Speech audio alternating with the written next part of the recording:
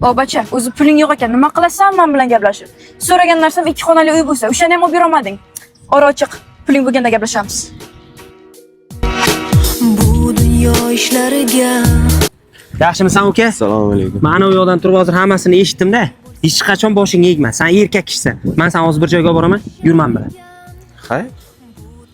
Uka, mana shu rohat turar joy majmuasi men obyektim bo'ladi.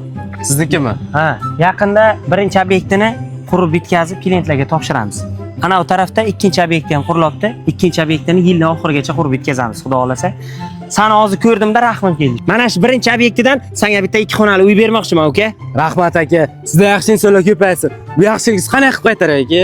Ana sen tashab ketan qizchang borku? Ha. Ana shu nomerni ber.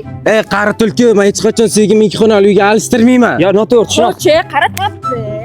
Ketdik jonim, menga olib berasizmi? Ketdik jonim, qaratyapsan.